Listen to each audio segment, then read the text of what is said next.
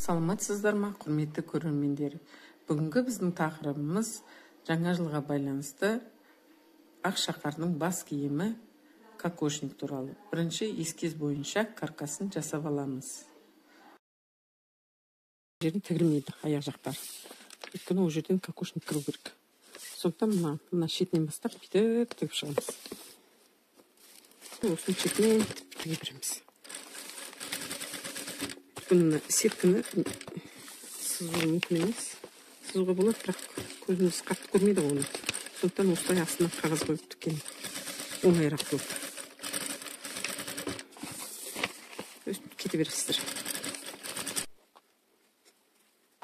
Енді тюлімізді қаптап болғаннан кейін бәрін тігіп дұрыстап алып, одан кейін әртүрлі неше түрлі өрімдермен, метражный стразы тастармен, жай камушкалармен, оюлармен әсемдеп көркемдейміз.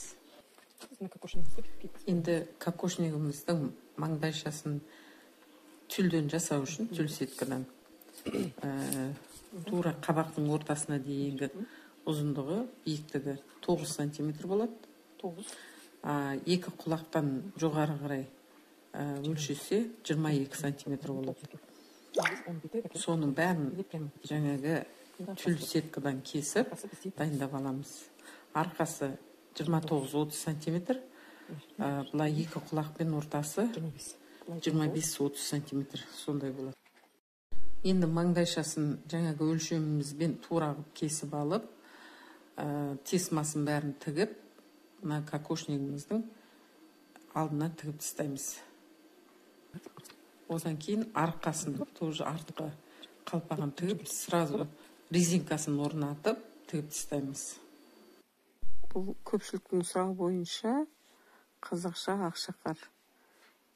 Осындай дайын оюларды алып, соны келтіріп, кесіп, әдемілеп туралап қоямыз. Сосын кейін жаңағы артынан тігіп шығамыз, құлақ қалмасын. Кейін осындай үлкен тастарын, жартылай моншақтарын бәрін кілеге отырғызып, мынандай салпыншақтарын бәрін түгел жасап, бітіріп қоямыз. Осымен Ақшақардың қалпағы дайын. Менің келесі видеомдан қалып қалмаңыздар.